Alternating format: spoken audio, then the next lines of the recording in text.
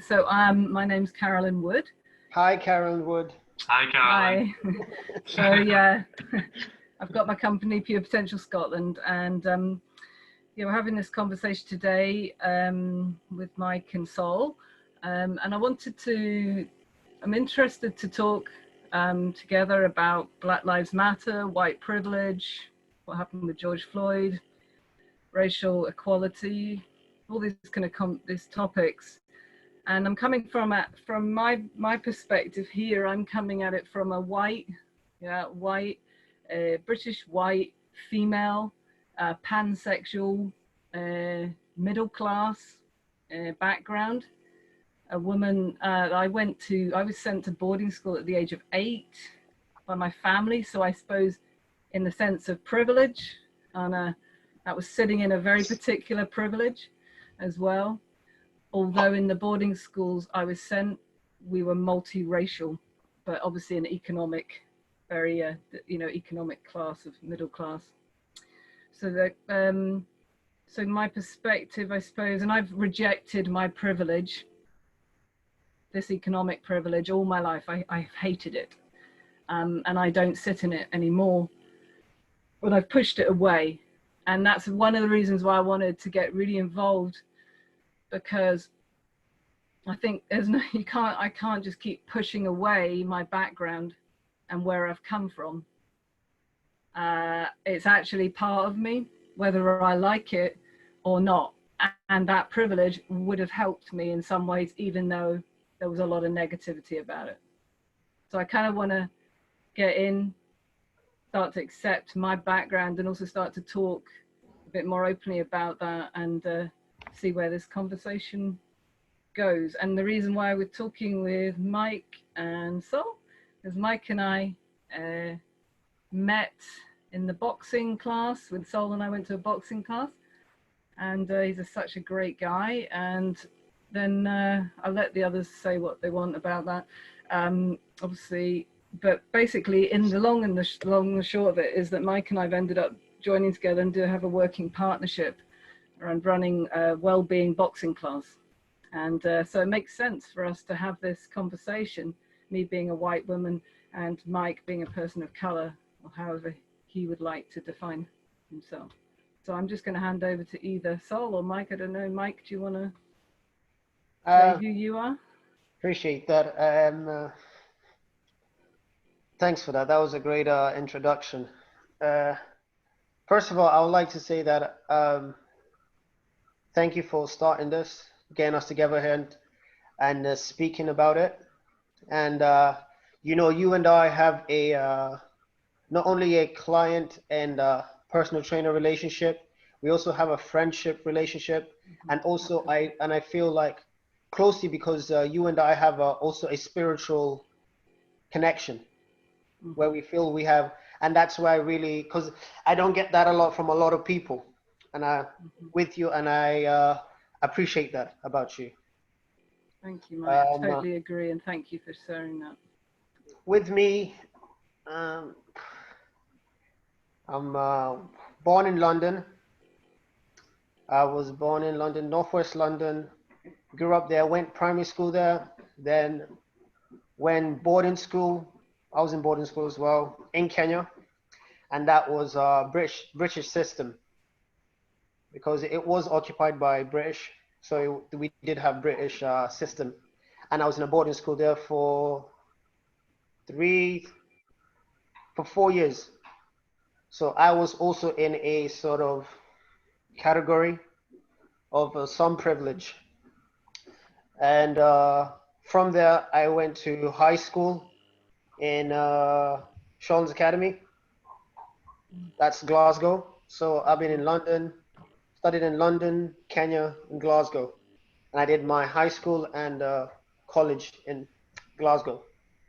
And now I work in a gym where we obviously met, and work as a personal trainer there. I refer to myself as a Kenyan. Kenyan. Not black, nor white. I refer to myself as Kenyan. And who's born in London. And from there, All good. I don't think there's anything else about me. I'm pretty much an open book, man. If you want to know anything, just ask. You know? Am I going? Is it my turn? You know? Yeah, go. Yeah, go ahead, so. Thanks. I'm Saul. I'm gonna say Yes, hi. well, good. I'm 18 years old, from Glasgow, born and bred. My mum and dad are both English. I'm white, clearly. And I want to be part of this conversation because it's only been like this year, I'd say, that I've fully understood my privilege of being a white person, of being a straight male. Yeah, I've definitely grown up a lot because of, obviously, the George Floyd thing was the thing that sort of started everything for me to fully realise everything and fully understand everything. And that's why I think, obviously, I've spoke to Mike a wee bit outside, like off the camera, about this thing, but I think trying to get a perspective from someone who's clearly, been affected by racism, is going to be good for me to, educate myself. And yeah, I've grown up pretty comfortably, my mum, she's helped me grow up to be, a good person, I think. Hopefully a good person. Yeah. And and yeah, I'm proud of her for what she's done so far, and bringing us together as well. So I'm excited to get this started, definitely. Great. Thank you, brother. Thank you. It's lovely to hear you, and lovely to hear you both. Yeah, I don't think did I say Sol was my son? Nah, I didn't Anyway, introduce me. He's my son. So yeah, where shall we? Let's just start talking. Where do we start? First of all, how do you feel? How do you feel about the whole? Obviously, it's clear how Black people feel about the George Floyd incident. How did you feel immediately when you heard about the George Floyd?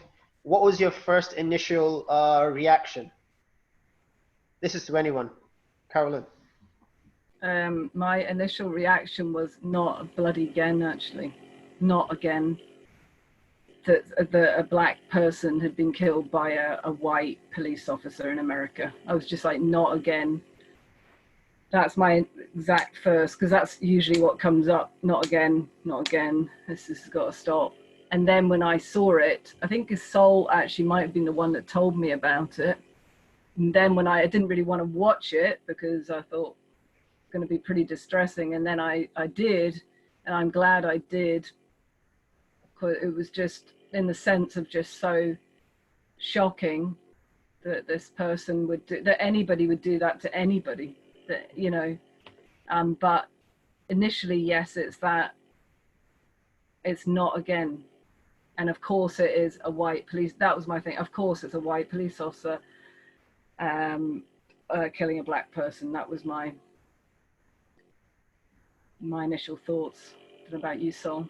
What was your... Yeah, mine was pretty much the same, because that's sort of like, as a white person, that's sort of your first reaction, is that, oh, not again, obviously, because you're gonna have a different reaction when you're black, because obviously I had that reaction because I've heard about these things happening before, but obviously I don't fully understand it. So my first thing is, oh, has that happened again? I even tweeted out like straight away, was like, what's up with America? And even when what's up with America and white police officers killing unarmed black men? And when I think back to that tweet, I know it came out of a good place, but now I think back and I do kind of cringe at it, because I'm like, it's not just unarmed black men in America getting killed by white police officers. I'm saying, like, it's all over the world, unarmed black people, even for different races as well. Asian people. It's not just like black men getting killed by white officers in America, and that's when I can see my progression already from my education. From that first year, obviously it came out as a good place, you know. It came out like that was just my initial that was my initial reaction, I guess. That tweet was like, oh, another black man getting killed by a white officer in America. And then when you look into it deeper, you're like, oh, now I see like this is happening all over the world, not just to black men. You know, it's yeah. That was basically my initial reaction. That tweet basically. Thank you. Well, for me, my initial reaction was disappointment. It was because I was the same as you, Carolyn, where I stay away from that energy. Hold on. I stay away from that energy, right? And it's because it affects me. So because I'm so close to it, I feel like I'm so close to it, right? And because I see myself in that situation. Because there's nothing that says that I can't be in that situation. It wouldn't be me. Okay. Literally, when I leave the door, because when I saw that video, and I thought to myself, that could happen to me literally when I leave the door to my house. You know, the risk of my life being in danger just goes from down here to like up here, just from leaving my door, and because I am a black man. That's what happens to me. And for me, so when I see that, it affects me on so many layers, because that's not only his neck, it's my neck, right? And I feel that all the way down to my bones, and I'm like, God damn. And then on top of that, that man also has a life. It's not a random guy who's got nothing. No, the guy had a wife and a daughter, and that family has to go through that. You know, the daughter has to go through life without a dad because he was racially discriminated and also overall killed. So for me, my initial reaction to it was disappointment. Yeah, I remember you saying to me, like when I first asked you, oh, what do you like? Have you heard about the news? I remember you saying to me like, I see myself in that position. I see that officer on my neck, and that was like, I was like that's crazy the way, like, obviously because I didn't understand it. I was like, that's mental that you think that way. But now, obviously, looking back, I'm like, obviously he thinks that way. That is crazy that you see yourself. That is what you see. You're like, that's me. That could be me. Yeah. That's crazy. Like, could, exactly, and that's just one incident. Do you know what I mean? Yeah. Yeah, I know. There's been there's been the guy jogging, the guy who's in the car, abiding by the rules, but because the cop is in fear of what may or may not happen, they react. Not properly trained. Yeah. Right? And obviously he has to face the ultimate consequence, and the family has to suffer because of that. Right? And it's not just, and when people look at this, it's not just one person who's affected. It's a whole bunch of people who get affected from this. It's very, and it's for me to, and I see myself as a very understanding person. Like when I observe something, I observe it like thorough. All the way through. I look at things from every angle, and then I make my opinion of it. Now, when I look at that, and I see the cop doing that, I don't know what would make somebody want to do that. What would make somebody want to put their knee on a man's neck for 8 minutes and 46 seconds. Him screaming out, and whilst he's doing that, he's the man is screaming out. The man who's getting George Floyd is screaming out, "I can't breathe." They said he screamed, "I can't breathe" at least 16 times. 16 times. You know what I mean? You tell if you do anything, like if you want to get my attention, do it more than 3 times, and I'm like, okay, cool. What do you want? Just say my name 3 times. I'm like, okay, cool. What is it? You've got my attention.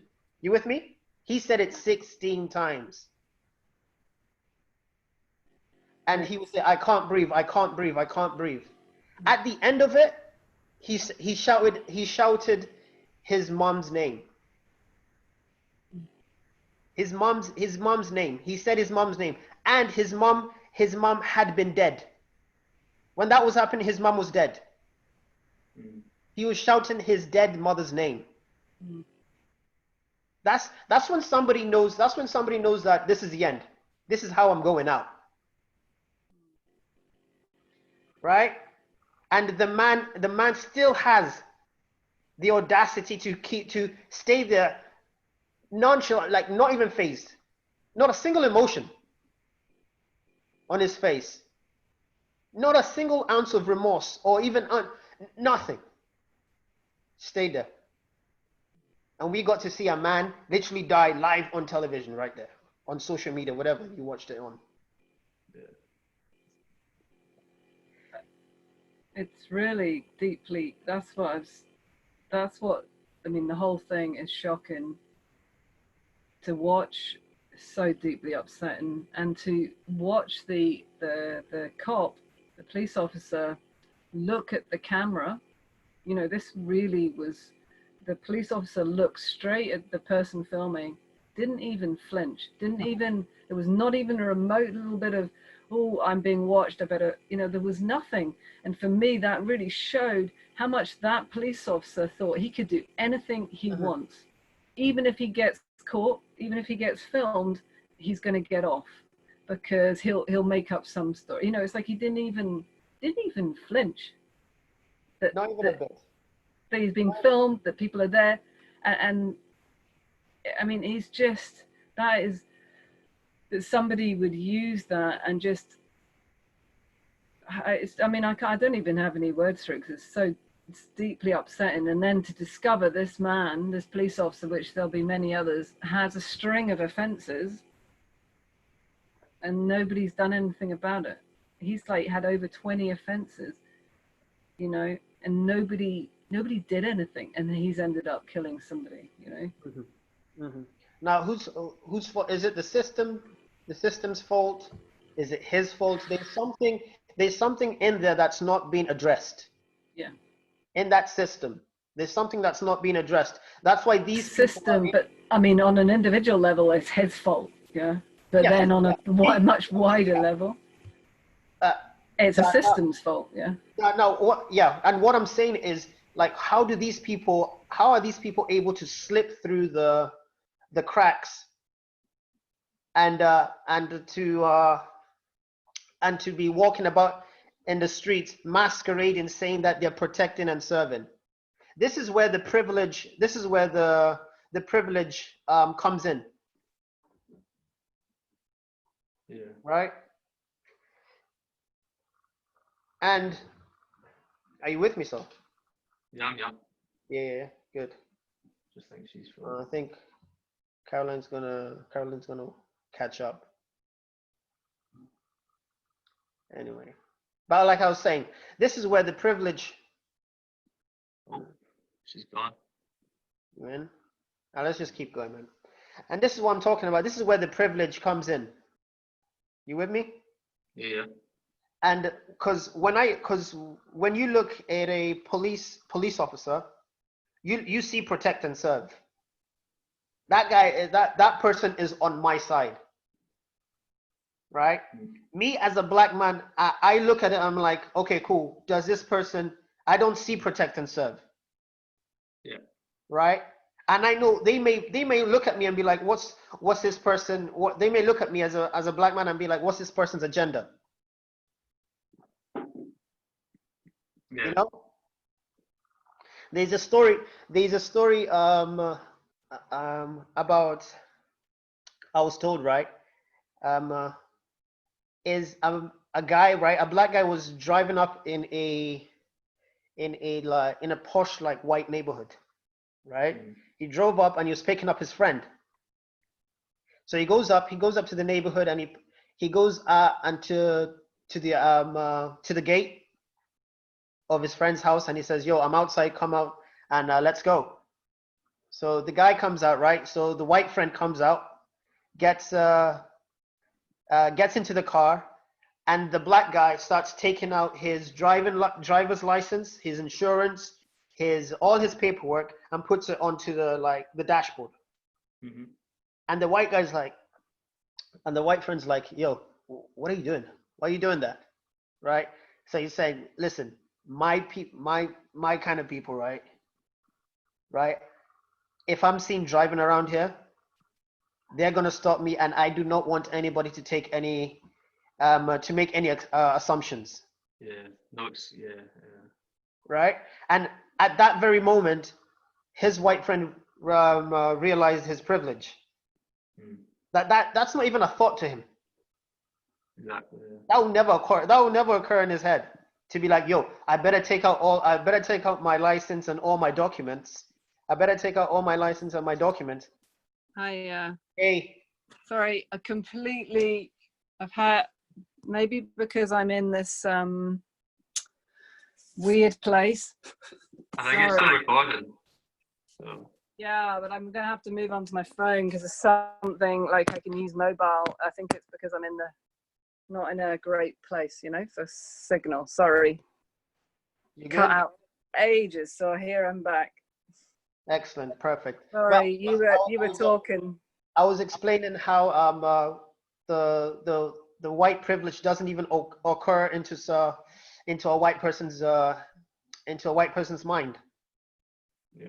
And I'm telling a story of a black man picking up his white friend in a white neighborhood, and a black man having to take out all his paperwork, his documents, his driving license, his insurance, everything, because he knows once he gets stopped, he doesn't want any assumptions or any misunderstandings to happen. And that's the kind of mentality that I have to be always aware of. And I was thinking, sorry, so you see. That's what I realized, because I was like, obviously, just because it's not like I love the police, and it's like, oh, I'm a big fan of them, but I don't go out if I'm stopped by the police. I'm not worried. I don't feel any fear to the police. I've had many encounters with the police in terms of maybe a house party or something, but it doesn't. If they come in and they talk to me, I don't feel like anything's gonna happen. I've never feared them. When thinking about in your situation or any other person's situation who's black or I don't know a different kind of race, the fact that they might you go out and if you see police, you will feel fear. You'll feel a certain anxiety that anything could happen right now. They could stop you for anything. The same thing that happened to George Floyd could happen to you, just for no reason.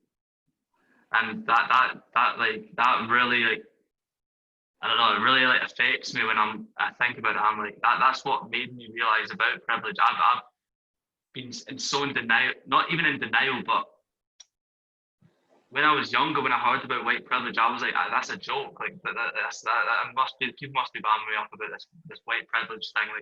Yeah, that's funny. But when you seriously look at it, you're like, man, I looked at myself and I was like, I have been privileged my whole life. It's sad to feel like people. Yeah, because I would, when I was growing up, I thought everyone felt like me everyone is the same as me. Everyone has the same opportunities as me, because you're so naive when you're younger. When you grow up, you realize these things. It is it's just sad. It just makes me really sad that people aren't treated the same. I just don't get it. It doesn't. I don't get, like, in my mind why people aren't just treated the same. Equality is a right. It's not something we should have to fight for. It should just be a thing.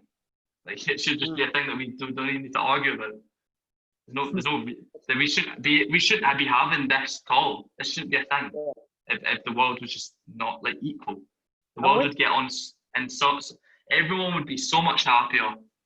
The world would get on so much better if everyone just accepted everyone was equal. Everyone treated everyone as an equal. It's one of those phenomenons, right? Like it's very hard to wrap your head around. You know what? The first time I experienced racism, Yeah. I didn't know it was happening. Yeah. I was 6 years old, right? I was about 7 years old, right? And this is when I was in London. And now in London, in my street, there were 3 Michaels. Okay, and there was me, Michael from Kenya. Across the road from me, right, was Michael Akweti. He was from Ghana. And next door to Michael Akweti was another Michael, and he was white. But we were just the 3 Michaels. But we didn't even refer to each other like Kenyan Michael, Ghana, and white Michael. No. It was Michael from address 64, Michael from address 72. Do you know what I mean? Mm-hmm. And that's how we knew each other, right? And back in the day, obviously, and we used to play with each other every time. Okay, we used to play like you just go in the street, you get the football, and you start playing football. That's how it was. Obviously, it's not like that anymore. But when I was growing up, you'll call your friends up, get a football, and just start kicking about. And weeks went on, right? And I was like, okay, Mom, I'm going out to play football. I'll go get. And obviously, when you go out to play football, you need to call your friends. Mm-hmm. So I go to White Michael first, right? I go up to White Michael. I knock on the door, right? I knock on the door, and he opens the door, right? And I tell him, yo, can you come out and play football? And he's like, no, my mom said I'm not allowed to play with you anymore. Immediately, I'm 6 years old, and I'm like, what's going on? What have I done? She's like, then he's like, oh, I don't know. She just. Whoa.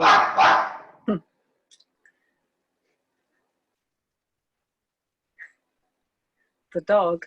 Yeah, I'm 6 years old, right? I'm 6 years old, and I'm like, what's going on? What have I done? And he's like, yo, I don't know. My mom's just saying I can't play with you anymore, right?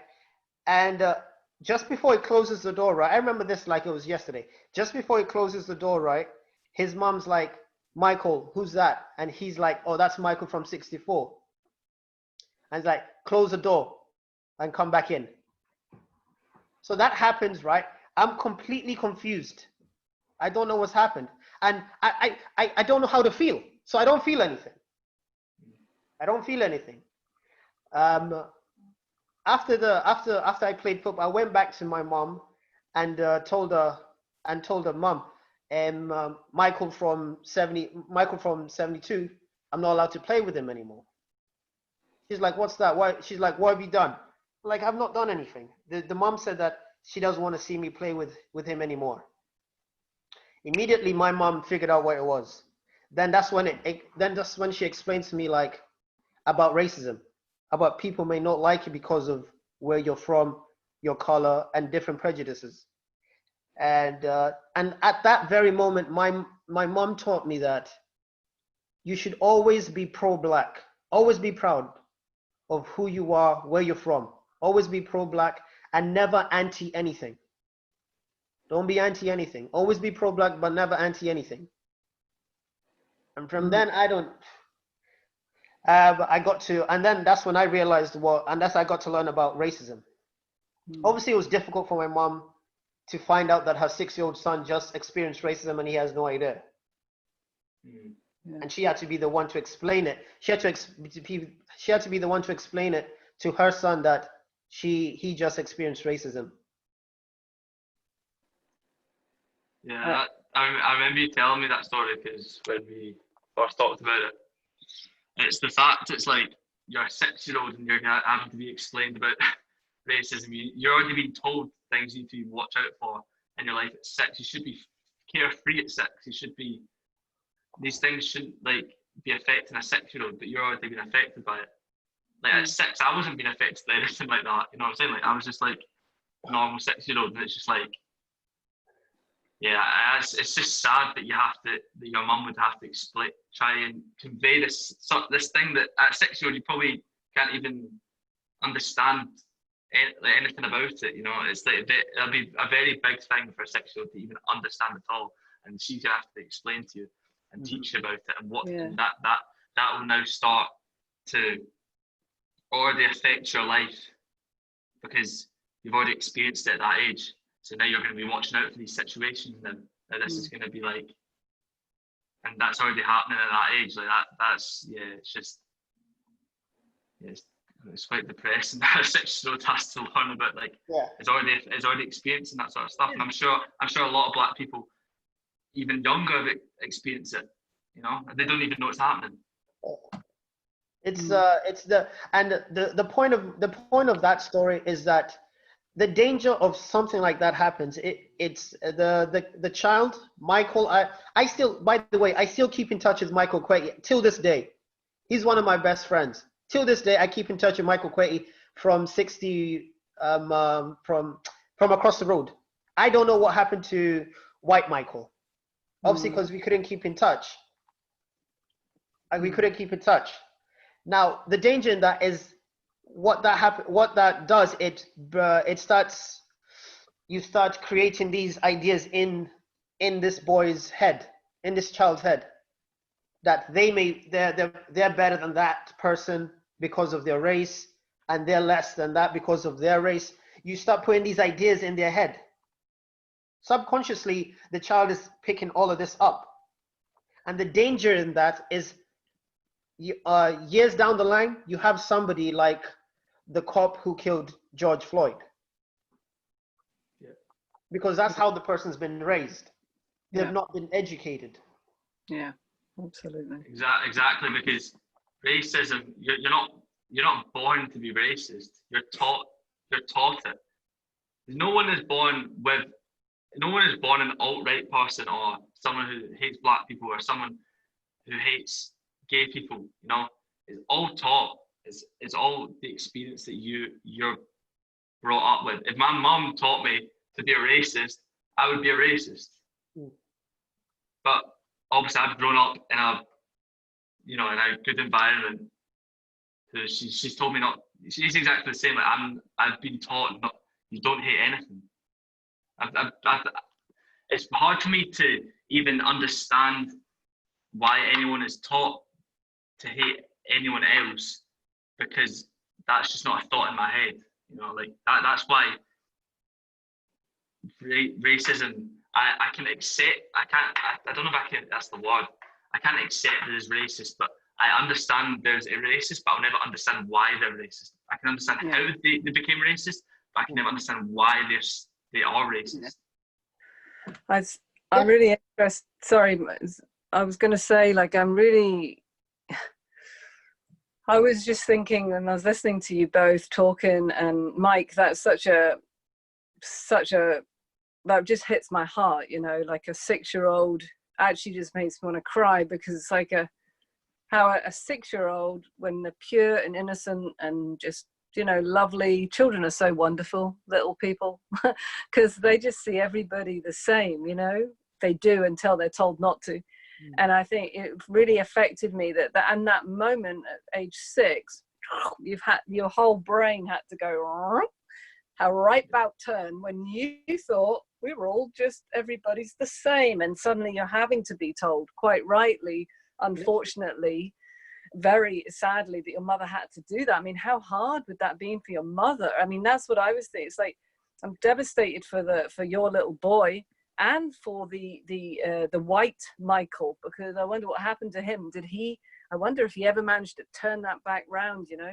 But as a mother to Saul, I mean, I've never had to have a conversation about, some people might not like you, by the way. The only conversation we've come remotely close to was when I first got together with a female. And I remember, Saul, we had a conversation about at school how challenging that might be. But it's not the same. I mean, there is something around that, but it's not like I had to think that every time you step out the house, Saul, you're going to be looked at, and you might be looked at in a particular way. You know, that I have to tell you just because of the color of your skin, that actually, you know, some people just might not like you, full stop.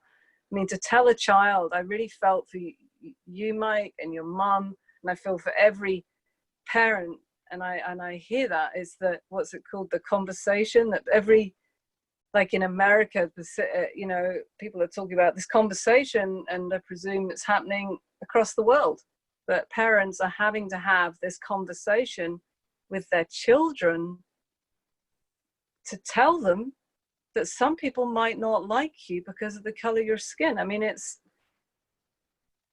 devastatingly sad. And I understand, Saul, that you don't, you know, I'm really grateful that you've grown up in such a lovely young man, and that you don't hate anybody.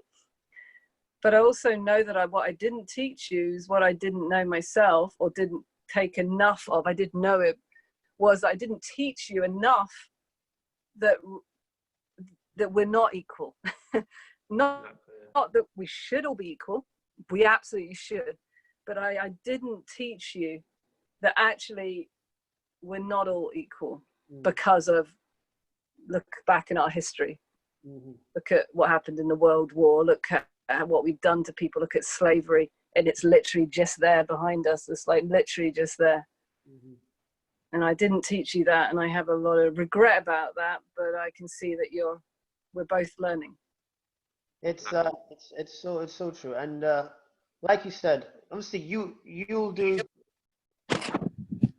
teach Saul as much as you know, and then you as much as you've been taught by your parents, and more. Right?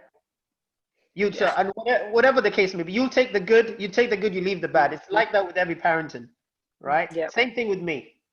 There was the as soon as that happened, like you said, that turn, when that turn happened, I questioned everything. There's nothing that I did not question, because all of a sudden, what I thought, everything didn't seem like what it was. Right? So I had to be like, okay, cool. What's happening here? Then and it stuck with me.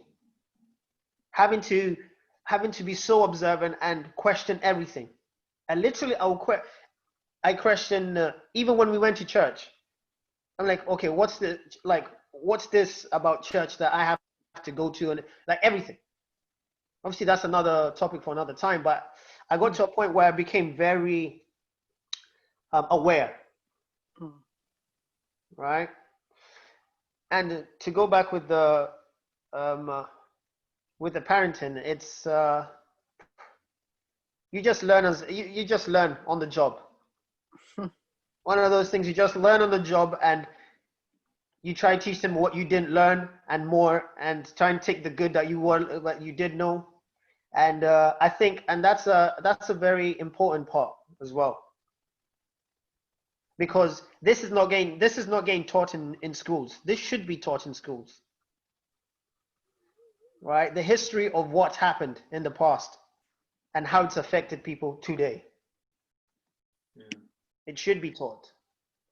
That's what I was thinking, because you keep going on. No. I'm just saying it should be taught, and because I have a right, I have a story, right? There's this Mandy, right, my lady, right? She said, like, she could do her family history, right? And she wants to know. We were just talking. She wants to know her family history. She wants to know all the way back to like the first of her family, right? All the way back as far as she could. Then she said, "Oh, you could do it, Michael." Then I'm like, "Yeah, I could do it, but I won't get so far with it because I could go to my grandmother's grandmother and probably it would stop there because I don't have that privilege because those people when the British occupied Kenya they didn't get birth certificates to find out, okay, cool, where was I? Like, you know what I mean? The identity was just taken. So there's no paper trail to know who we are and what. So it stops like my grandmother, her grandmother, and then it's that's it. That's as far as I know. However, she can go because she's a white woman and she can go all the way down. All the way down. And that's also another privilege because we're like, okay, cool, people don't want us here. Okay, cool, we'll go back to like this is very specific to the Black Americans. So you tell, okay, you don't want us here. Okay, we'll go back to where we came from. Okay, where was that? Where was it? Because you took us from there, and we don't know where we are. Now we don't know where we came from.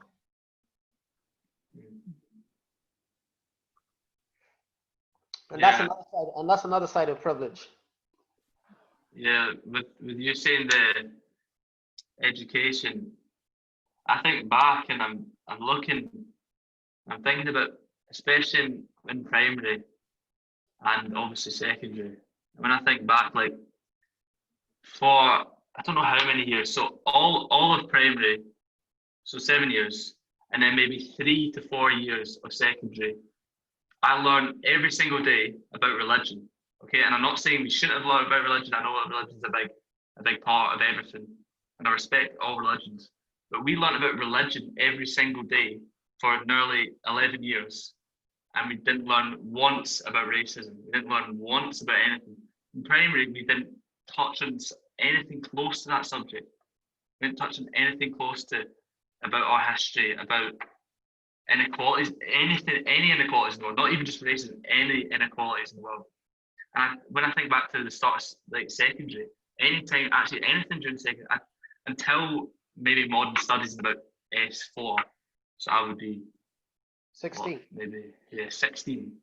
That's the first time when I start hearing about, when we start talking about everything that was going on in America. With, I think something happened between a cop and a black person. It probably did, but that was like the first time I remember us talking about anything to do with that. And even in like when I think back to doing history at the start of secondary, I don't remember anything. So clearly, even if we did talk about it, it was minute and not in depth at all. And we should be learning about it as soon as we go to school. Even if when you're younger, you can't really comprehend it. You should still be. And when you're saying to me, I'm like, you didn't teach me about like people are unequal, but obviously you were learning yourself that you didn't understand it yourself at the time. So obviously that's not bad, and that's not bad on you. At least you're like educating yourself, and that's why I feel the need to educate myself now, because school didn't teach me anything at all about this, anything about inequality. And isn't that what school's for? It's teaching you about the world. It's not just teaching you about maths, English. It's teaching you about the world in general. It's trying to make you more aware to the world. And school doesn't do that. School will never touch on that. They cannot risk somebody thinking outside of the system. Mm-hmm. They can't risk that. So school is just there to make another clog in their machine. Mm-hmm. Yeah. That's all they want. Now it's for you. It's you to take the responsibility and be like accountable of your own knowledge and be like, okay, I'm going to go out there and actually read the books, have the interactions, and be like, and also teach people around me who may be ignorant to it. And is it their fault? Yes, no, maybe, who knows? But if you teach them, you can. It'll create a ripple effect. Yeah, definitely. And I think interesting. There's a lot of racism going on though. Shawlands Academy, I'm sure. You know, think about the mix of races at Shawlands Academy, right? Mhm. And so you'll be, you know, for me, it's got pretty good ethnic diversity there. But I mean, the past, there was a lot of racism, but it's got better, right? But even with, you know, I know so from conversations we've had that, I mean, I suppose not necessarily talking about Black people in terms of racism, but I don't know. Because in Shawlands, there was certainly racism when it comes to Eastern Europeans. Yeah, there was like, so racism and difficulties between different groups, racial groups, what it is still happening, whatever racial group it is. So it could be literally addressed in the moment, like it should be, you know, because it's happening. I mean, it still happens, even if it's not en masse. It's going on in school. I mean, school's the perfect place to actually start because it happens, right? Groups against other groups. And I was thinking in Shawlands, they've got like, you know, it's going on, right? In Shawlands Academy. Definitely. It's going on. It's going on in every school. But I feel like me growing up in Shawlands was good though because I was around a lot of races. So obviously, me not being racist, being around a lot of races, it's just like it was good to grow up in an environment just solely not white people because that's not what the world is. The world isn't just solely white people, obviously. And going back to what Mike said about people being ignorant, and I feel like if I feel like I should have, and I feel like white people should have, as soon as they heard something like the George Floyd thing, or obviously I heard about a lot of things, like all the other murders and stuff that's happened before, but I've not really like looked into them. It's just been like, oh, that sounds horrible, and then it's sort of like it's under the rug, like nobody really talks about it. White people should stop procrastinating so much and waiting for maybe a Black person to come and tell you and explain to you what inequality is happening, what racism is, why you should support the BLM movement. White people should actively go out and educate themselves. Go talk to people of different skin colours. Go read books. Go read into all the things that happen. We as a race should actively be educating ourselves, and obviously that includes asking people of their views, of their experiences. But we shouldn't wait for those people to come tell us about them. You know what I'm saying? Like, we shouldn't sit around waiting to be told and educated. We should be the ones going out and trying to find education, to educate ourselves, actively go out and educate ourselves. Absolutely, man. I empathize with you, man. You're completely right. The issue with that is that with racism, right? Racism is the white man's burden. It's the white man's shame. Mm-hmm. Okay. Now for them to do that, what you're saying, and it should see if they did that, we'll not have these problems that we're having right now. These hurdles, these extra hurdles that we have to jump. Is you're asking them to confront these beasts that they have, and nobody wants to do that. They rather just like sweep it under the rug and forget about it and be like, yeah, this is gonna blow over. Yeah. Okay, and they can go back to living their lives and not have to confront this beast, which is racism that keeps coming up, and they're shameful about it, right? But for us, the black people, it's our burden that we have to carry. Right. Yeah. Yeah, and I think it's interesting to talk about that because it is this kind of, you know, obviously you've got lots of different types of people, and white people, lots of different types of people, all, and you know, and there's like people like myself, I suppose, might say I'm not racist, and this is very common, I'm not racist. I'll say I'm not racist. And I believe I'm not racist, but what I hadn't done is seen how I'm part of racism though, you know, and I might have closed my eyes to something, whether and unconsciously involved in racist systems and not thinking enough about, you know, I run a charity, I do, you know, have I made my spaces, you know, really diverse and inclusive?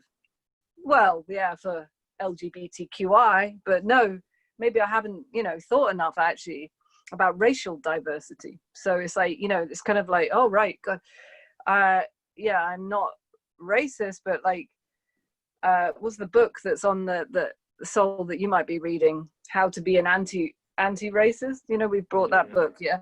So to actually be, I suppose, not necessarily just say that you're not racist, but actually actively do something about it. And is it? So I know that I was just going to mention that when I first spoke to Mike, I said to him, you know, because I thought about like I would contact Mike and talk, and I actually stopped for a minute to think, God, when I ring Mike up and say, like, I think we should have a conversation, is this gonna sound racist, you know? So there's me as a white person with a friend, which I consider Mike a friend. And it happened with another person, a friend of color, down in London, you know? And I kind of paused before I called her thinking, gosh, is she gonna think I'm like racist? And it's like going through my mind by actually just acknowledging that I'm calling you because you're a person of color and I think we should talk about this. And that's what I said to you, Mike. I'm doing it deliberately. I mean, you're a friend, but I know you're a friend who's a person of color. So I'm like calling you about this. And actually, nothing racist about it. That's exactly okay. But is that fear? And I know other white people, because other people have said that, you know, I didn't make contact with my friend who's black. Why not? I don't know if I should be making making something. Is this racist? Am I being? So it's this kind of like, oh, people, especially people who think like me, I'm not racist. Suddenly starting to, God, what am I doing here? Am I going to do the right thing? Am I going to say the wrong thing? And so then not say anything, not talk. Let's go back to not talking about it again. You know, it's very easy to happen. It's true. It's true. Like it's, and you can tell that people want to talk about it, because for me, I've never been the one to bring somebody my troubles.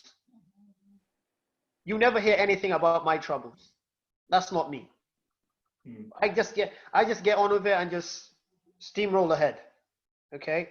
I think of, okay, cool. What else? What can I do? Okay. And if somebody wants to be like enlightened, right? Given information on the topic of racism, I'll be happy to share that. Just like when you phoned me. What did I say? I said I was happy and I appreciate you calling. That was it. That's what I said.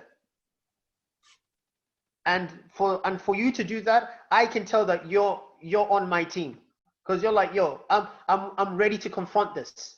Like what Saul was talking about, ready to confront it. And that's how you confront it. You go up and be like, yo, what's with this racism? I don't understand anything. Can you fill me in? That's how you do it. Mm-hmm. And I've never needed anybody to tell me that they're not racist. You just spend enough time with somebody, they'll tell you themselves. Mm-hmm. Absolutely. Yeah. Right. And the it has to be very proactive. Right. Very action orientated. Mm-hmm. I can't even me as a black man, right?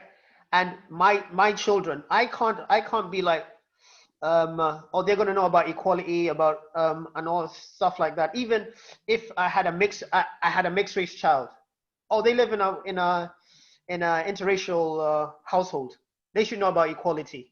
that would be ignorant of me to do that. Mm. I should still tell them, like, listen, this is your history, right? You're from this side and that side, right? This is what's happened, but neither are better than the other, okay? This is who you are. When you go to somebody, you judge them by their character. That's it. How do they treat you? Right? How do they treat you? And you return the same energy. That's it. I feel, yeah, definitely.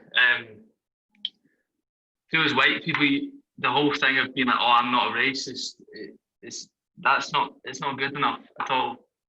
It should be, I'm actively anti-racist. You should be doing, not even like doing, I don't know, like, you should just be always educating yourself, always just being anti-racist. You should always challenge things. And I feel like as a white person, you need to use we need to be using our privilege to help others that don't have the privilege. That's why I'm trying to use my privilege now to help people that don't have the privilege, because that's what it should be used. That's what it should be used for. Because everyone should have the privilege. There shouldn't be a privilege. It should just be, like I said, it should just be equal. And I feel like white people are so afraid of being racist when things like calling up a black person to ask, oh, how do you feel about the George Floyd murder? They think, oh, I don't know, like, it's a bit sensitive. I don't know if I can do it. That's even people saying that, they tighten up. I see it. Exactly, yeah. Even talk, I see it, like they get tight. You feel me? Yeah, exactly. Yeah. It's because they feel that uncomfortability. Yeah, I feel like white people are so afraid of having that uncomfortable conversation, because, like you said, it's like there's this thing of like white people and racism, and we just need to sweep under the rug. Like, it's just like that. Like, yeah, we should be actively anti-racist. We shouldn't be scared to challenge things that are racist, and we shouldn't be scared of, you know, maybe someone might like, I'm scared to say the wrong thing on here.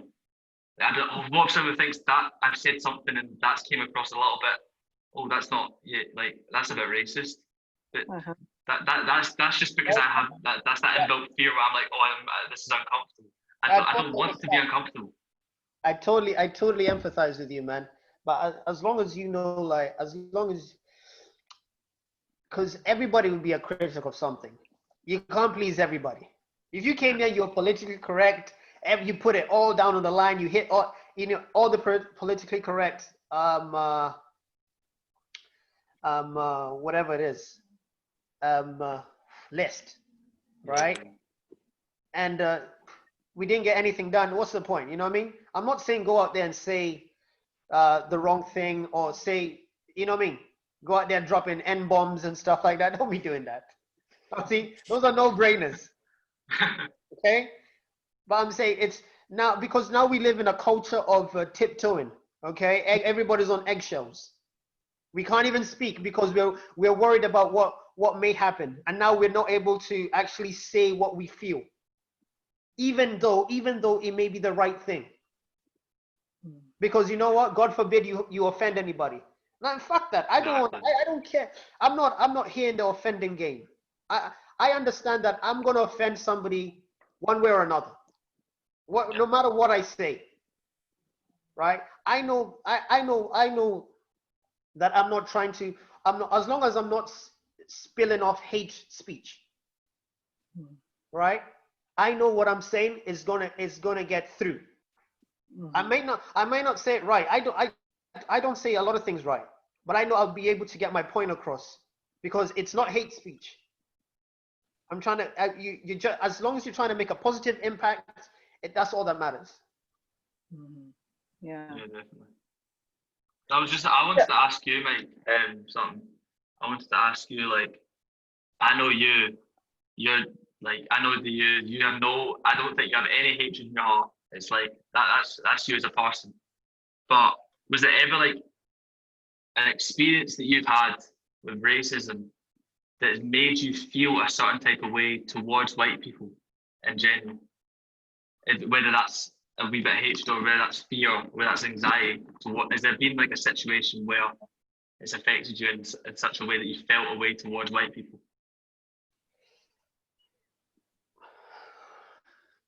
Well, it's a good question. I've watched, when I go back to my history, it becomes, when I watch all these period films of slavery and what happened, and I would hate to hold a grudge, but as a human, I feel it, and I'm like, no, I can't do that. I feel it inside me. I feel that feeling of fuck, forget these people, right? But I can't do that because I can't judge somebody by the past, by what's happened, by people they don't even know personally, right? It would be unfair to them, right? That I should build these preconceived notions based off what's happened in the past with their people, right? Because I wouldn't want to look at you and be like, oh yeah, that's a white man. He raped and destroyed my land, my people's land. So his people did that, so he's gonna be like that. It's not fair, is it? No. Now, see that feeling? Now that's what I get. Even though I didn't steal anything, I still get people who look at me and have preconceived notions of who I am. That dude's a thug. That guy definitely not educated. He's troublemaker. All these things before I've even said two words. So I do think that, right? And sometimes I feel, and honestly, sometimes I feel like I have to step back and get perspective on things. Because I've had to immerse myself in that so I can know, like, where am I from? Who are my people? What is my history? That's super important to me. Yeah. When somebody comes up to me and they're saying these hate speech towards me, it's not going to affect me because I know who I am. Yeah, I know who I am, and I also know who I'm not. So to answer your question, yes, I do feel like that, but I don't hold it against anybody. I know it. I have the knowledge of it. But I will never, ever hold it against anybody. Any white person. Never hold it against them. It won't be fair. Yeah, I wish people had that sort of same feeling. What I don't get is why. So you have the knowledge that white people did all these things, raped the black people, destroyed their land, made them into slaves, and you can be so accepting of white people. You don't hold a grudge. You can be accepting of everyone. But white people can still hate black people for absolutely zero reason. What did black people do to you? Genuinely, what did they do to you? We did, as white people, we did everything to that race that was horrible. Everything that you could imagine. It's disgusting. And somehow certain white people still hate black people. I guess again, it just doesn't compute in my head. I don't understand it, and I have to try and accept. I'm going to try and educate myself, but I have to accept that I won't fully ever understand. I'm not going to ever understand racism. I'm going to understand as much as I can, but I need to also accept that I will never fully understand it. And I think it's always going to be there that I will never understand. Very good, man. Very good. It's only been like this year that I've, maybe because of the pandemic, that sort of made me focus on, it's given me time to focus on these things. But I feel like even like the education, I just wish I'd been taught something, at least a little, not even a little bit. I wish I'd been taught it. I wish, because now I feel behind it. Information's there. Now it's up to you. You can see it's obviously a well-known problem that we have. Yeah. Now you as an adult, you should be like, okay, cool. I'm going to take responsibility and educate myself, because the knowledge is there. And in the time that we live in a time of limitless knowledge, right? Because back in the day, there was a time where people only knew the person across the next house, and that was it. Now we're here, three people talking at the same, like we can communicate at the same time, not in the same place. There's limitless knowledge. Yeah. Right? So it's all about the knowledge that you want to take in.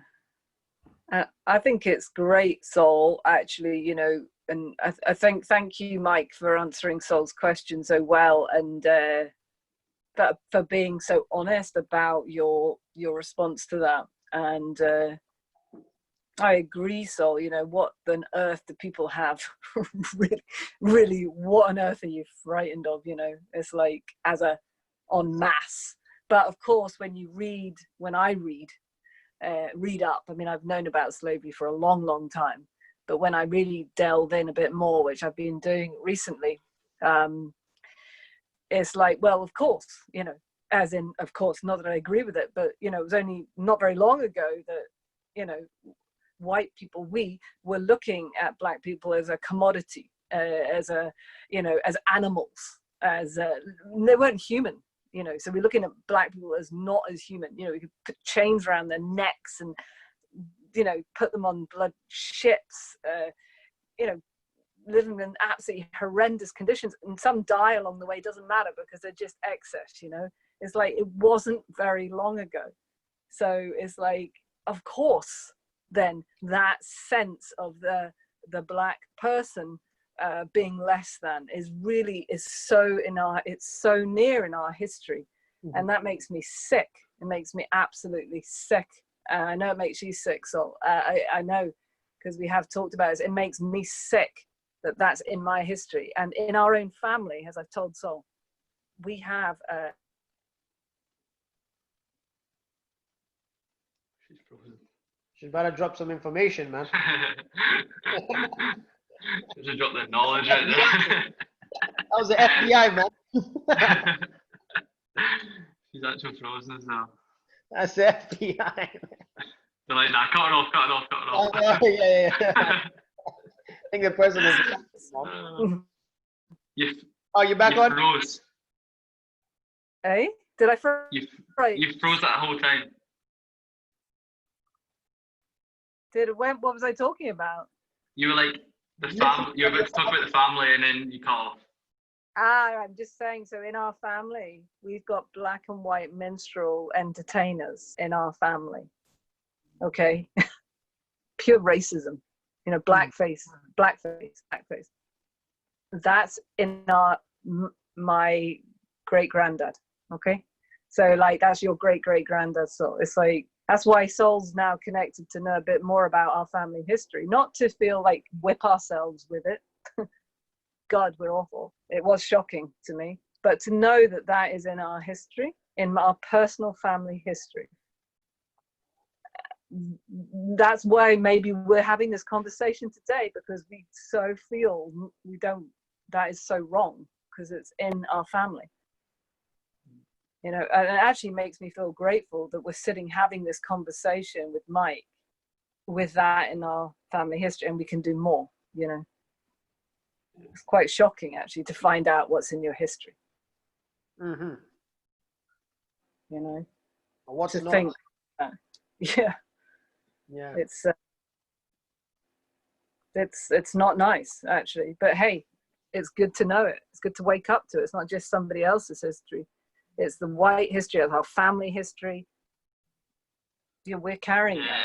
It's quite scary how near, in terms of like, that's only my great granddad, like that's not long ago, and they're performers, white people with blackface, because it's like a funny like performance. Yeah. It's because black people were seen, as you said, like they weren't even seen as people; they were seen as animals. It's like the performing, like yeah, it is quite scary to even think that in our family, not even that long ago, those things were going on, and like that's why I feel a certain obligation to, you know, not obviously not forget about it, because to be honest, we should be sharing that. Like that's what happened in our history, and this is, look at us now. Like we are trying to I'm trying to change this. I'm trying to be the person who's like, right, we're trying to educate our whole family. I feel like I want our family to be, I want every white person's family to be like educated. Mm-hmm. And you shouldn't forget about the history. You should learn about it. I think it's actually very good to learn about it, because you understand that's completely wrong. That's disgusting what used to go on, and now you can be the people who change history, basically. Make the new history. It should be this year should be the start. Well, yeah, and it should never stop. Until equality for everyone is a thing. Which And do you think racism will end? That's a hard question. Obviously, I wish it could, but Do you think in the future? Do you think it's gonna end, whatever future that is? Seriously, I think it will take a very, very long time. Do you think it's gonna end? Do I think it's gonna end?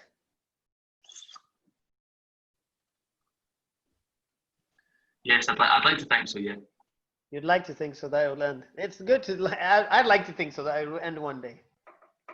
I have belief in people, and that's it's I like to believe that people are good people until you meet them, and then, as you said, you see them for who they are. You don't judge them on how they look. You don't judge them on anything you've heard about them. You actually know them personally, and then that's when you make a judgment on them. I always said, like, nah, I personally don't think it'll ever end. I don't think racism is gonna stop, man.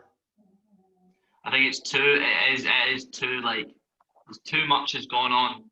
It's too ingrained in certain people that I feel like it will always just be there. There's always going to be a group of people, even if it gets the smallest amount of people, it's always going to be that group that's just there. Still be there, man, alive and kicking, man. I think it's still gonna be there, man. Because for like the longest time, it was my granddad told my dad, listen, it will end soon. Just wait. Maybe not in our time. My granddad died. My father telling me the same thing. Right? He's telling his kid now that just wait. It'll be over soon. Right? So what am I supposed to do? Am I supposed to tell my child that wait, it'll be over soon, and just keep that generational, that fake hope, that fake it till you make it kind of that fake it kind of make it energy to keep that going? If I did that, I'll be doing a disservice to my children. Not saying that my granddad and my dad did me did a disservice, but I don't want to think about like, hopefully hoping that it'll end, because all that will do is just create more and more disappointment. Because if my granddad was alive today and I told him a story and I told him about the George Floyd incident, it will break him, right? That he's that age and still has to, and still that is still going on. So I can't imagine that it will end. Maybe I'm being pessimistic, whatever, but I don't see it, man. It's just, it never changes. However, I know it will never stop me either to do what I want. I never let racism stop me from doing what I want. I understand what I have. Like I said, I know who I am and I know who I'm not. Yeah. And for me to do something, I know that I have to put those factors in place. Right? I have to make sure that I am 5 times, 7 times better than the white man who's going to come for the same job as I am. I have to. I'm not going to hold it against him. That's not fair, because if I was in his position, I'd be like, okay, cool. It's not fair, but I understand my privilege. Do you know what I mean? Mm-hmm. So I don't have a problem of working hard and being like, okay, cool. That's what it takes. I'm going to do it. So if you're going to hate me for my color, I'd rather you hate me for my color when I'm up there. When I have enough money to give to any charity I want, right? When I have a loving family, when I have my health, you can hate me when I'm there. It's fine, because that will never stop. That's why I think, okay, racism will never end. Yeah. I mean, I agree. I can't imagine as a mass thing racism ever really going away. But what I am hopeful about, because I know these conversations in different ways with Black people and people of color have been going on for years, and some white people as well, but certainly with people of color. But so I don't think race, we're always, people are different from us. There's always prejudice. There's always something like that existence, But what I hope, because what I see en masse globally that I haven't seen before, and even the fact that we're sitting here, Sol and me are sitting here, Mike's sitting here, we're sitting here talking, makes me hope that actually systematic racism is going to be addressed and significantly. I would hope it was that systematic racism is wiped out. Mm-hmm. I think that's going to take time and it's going to take a lot of effort. There'll be racist people inside systems still, because racist it'll always exist. But I really hope that systematic racism, institutionalized racism, will be almost, eradicated. That's my hope. On an individual level, people will always, there's always going to be prejudice. But I just hope, like on government level, that things are going to change. And I think there's a bigger appetite, certainly amongst white people. There's a lot more white people talking about racism and about than there ever has been. So, and we have got to be, the white people have got to be the ones to start addressing that, to make it change as well. And we've got to have these conversations like we're having, we've got to talk to each other. And because it's this is so important. Like I'm so grateful for this conversation, because what it does is that, okay, now I see that the opposing side is silent. They don't want to talk or anything. Mm-hmm. What I build this pent up aggression, right? And once that pent up aggression reaches the brim, boom, I explode. Okay, anger, and that's why the riots are happening. When I saw the riots, right, I phoned my brother. Okay, my brother is 1 year younger than I am, right? We've always been considered like twins, Kevin, right? And when I phoned him, he was like him and I, like, we used to, like, everything we did the same. right? When we used to go take a piss, we would take a piss at the same time, right? So I phoned him up, right? And I'm calling him and say, yo, Kev. He's like, yo, Mike, I was just about to phone you. And I'm like, yo, you see the riots happening? He's like, yeah. And then I asked him, what would you have done? I asked him, what would you have done? He told me that if I was still at that age, where it was 15, 16, where him and I were 15, 16, 17, that influential age where you can be very easily influenced, he would have been on the streets. Mm-hmm. And when he said that, I was like, same. Immediately, I knew same. I knew it, because what happens is that these people are, they have built so much hate now, Mm-hmm. right? And hate has never built anything, right? It takes you a while to understand this, but the hate builds nothing, just destroys. And then when these riots were happening, they were not only destroying, the white businesses, they were also destroying the black businesses, right? The black person who was actually trying to make a life for himself, feed his family, trying to live his dream, but they were destroying it. Nothing has ever come from hate, even those riots. But that's when I look at it, that's why Kevin and I, we empathize, because like those guys are hurt, but they don't know how to communicate it.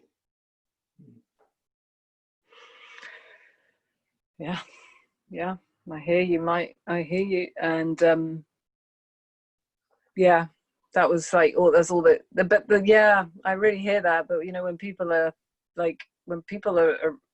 repressed, you explode, right? So for me, it's like, yeah, okay, and of course they're going to smash things up. Of course people are going to burn things down.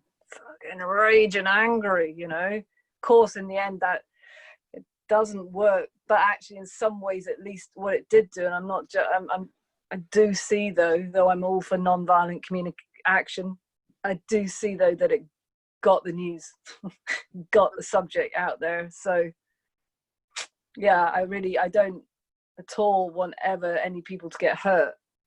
Yeah. I don't ever want people, you know, those people to have lost their businesses who did absolutely nothing wrong. They're not part of the system. So the wrong type of things were, you know, people's little personal private businesses shouldn't have been burnt. You know, that's really unfair. But that's not to say burning things wasn't okay. Wasn't a good idea. It's just, what are you burning? But you know, we got to be, I mean, I'd never judge anybody for doing that, because it's like, God knows what's going on in someone to, you know, the anger's coming out.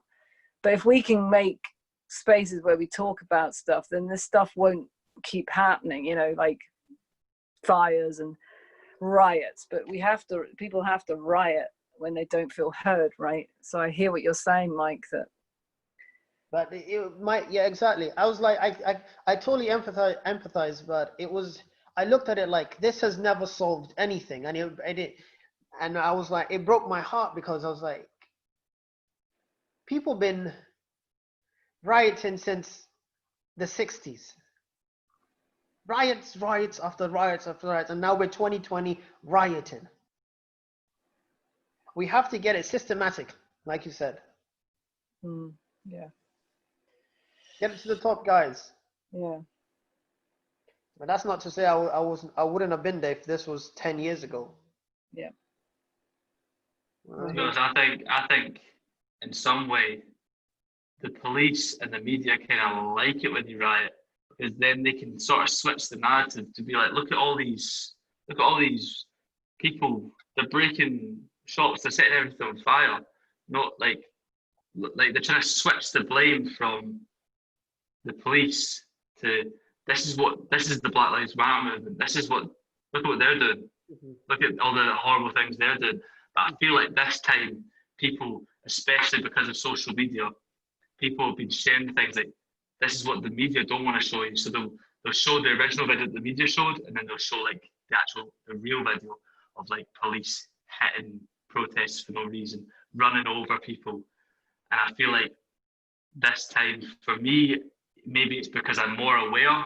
I feel more like, I feel like I don't really like listen to the media anymore, and I've seen like what BLM truly is, and also what the media is trying to portray BLM to be, or Black people to be. And I feel like my generation we're more likely to question things, more likely to challenge things, especially in politics. You've seen like the young people, especially because Scotland now, it's like 16-year-olds can vote now. And that's like, and I feel like my generation is a lot more willing to, argue their case, challenge things. And that's why I feel an obligation to now talk about it, now share posts, educate myself, because I am in the generation of change. I am the generation where we're not going to listen to the media. The media doesn't affect me in any way. I don't listen to it. It used to affect a lot of people. It used to be like that was the narrative. Yeah, you're right, man. It's all puke. Yeah. So now I can tell by all my friends as well, we are not affected by the media in any way. We do not listen to it. We go out and make our own opinions of things. We educate ourselves on our own, on the things that we want to educate ourselves on. If there's inequalities, if there's something going on, we'll go out and find our own information, educate ourselves, and we're not going to listen to what the news is saying about these thugs on the street rioting, just burning everything. No, we're gonna make our own opinion. We're gonna see what they're truly doing it for. What the BLM movement's about, and that's why I feel like our generation we have the obligation to be the ones to try and make the change, because we are the ones that are good.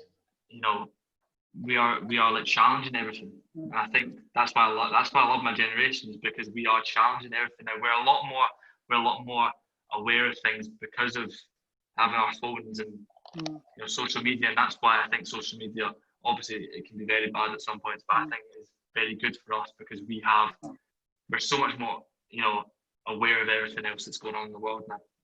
That's so true, man. So right. Yeah. And when you said like it's Black Lives Matter,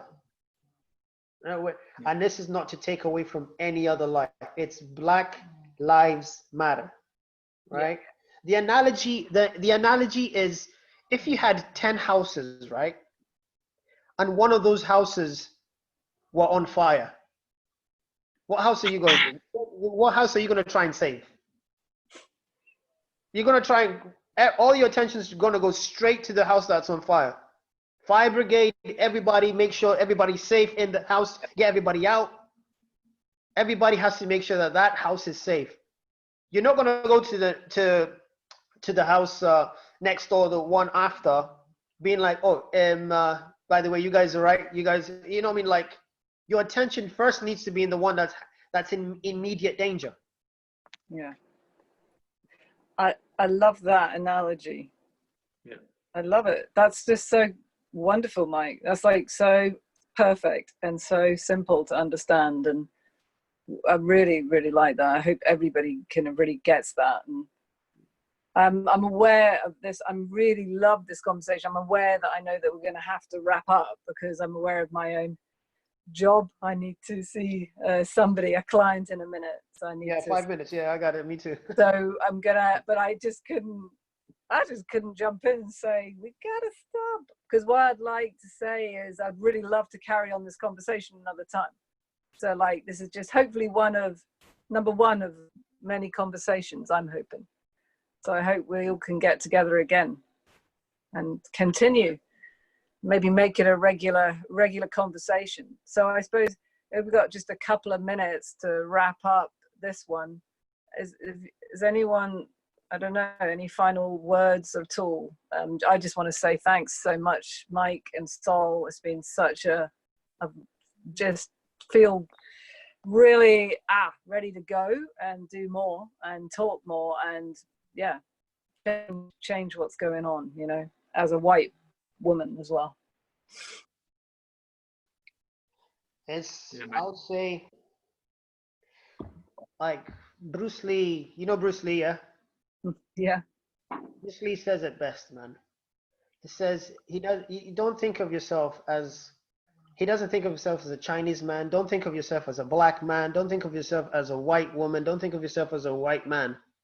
We all just human, right? In the human race. Mm-hmm. Humans in the human race. It's all we are. Nothing else, no other connotations or what. We're all humans, first of all.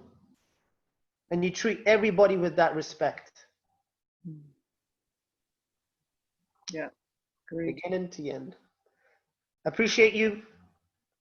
Thank you for doing this. And hope to hear from you soon. Yeah, thank you. Definitely. I appreciate it. It's opened my eyes, obviously, to a lot of things, and I just want to kick on and just educate myself, as I said, actively educate myself even more. And combos like this definitely help me a lot. Definitely. Right. Okay, well, I love you both. Love you both, and I'll see you both very soon. Lots of love, and let's talk again soon. Of course. Definitely. Okay. Appreciate it. Bye bye Catch you again.